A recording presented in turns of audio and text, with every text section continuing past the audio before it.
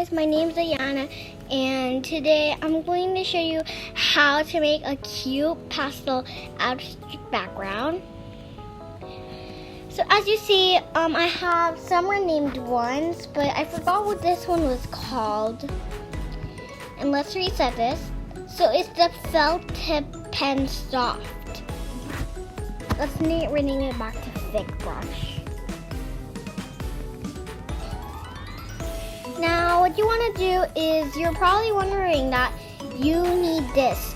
It may not look abstract at all, but you will see at the end it will. So you can take this pastel color. Wait, let me see. What color is it? FFD2D2. So you want to get that color. And now I think you want to get probably you want to get the rainbow color. So we're gonna get the rainbow.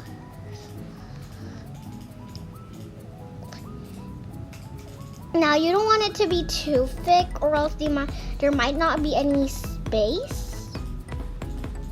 Now you want to make it more pastel and all of that. You'll see at the end that it will be way pastel than this. Now the next color is blue. Just keep using the same colors, but without changing their places. For the orange one, I recommend to change it.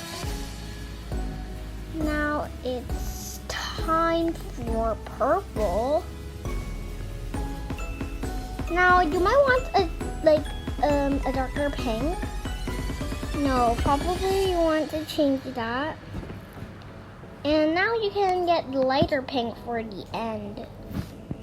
Now you see that's very, very pastel, but that's not abstract. So I'm going to show you how. So you need to click on smudge, make the tool bigger, and you can just move it everywhere. If you want something better, you need to make sure that you're on version 20 or something like that. I don't remember if it was 2.0 or 20, but it's probably 20. You need to make sure that you have this special pen, and you can make it bigger, smaller, bigger, smaller, bigger, smaller.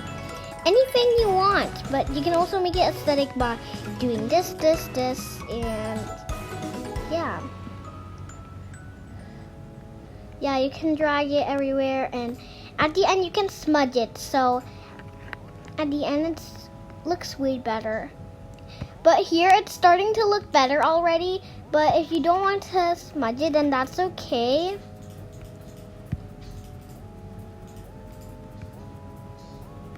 We want to make it look bigger.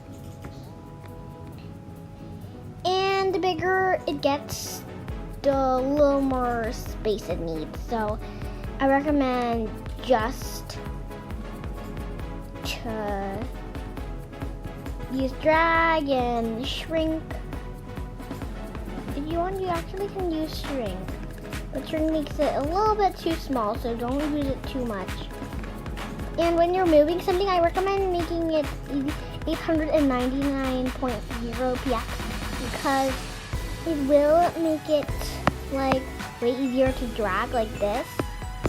And it may look a little bit blurred, but that's okay.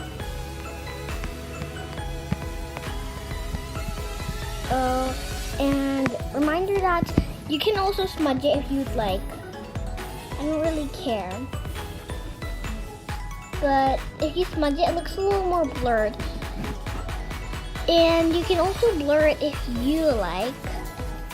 I don't really recommend it, but for the lock screen, I recommend that too.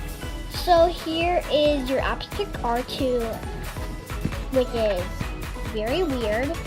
If you want, you can actually fix it by yourself. So you can actually make your own pattern.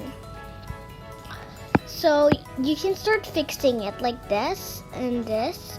Just make sure you have that wavy and curvy part, because the more wavy, the more better.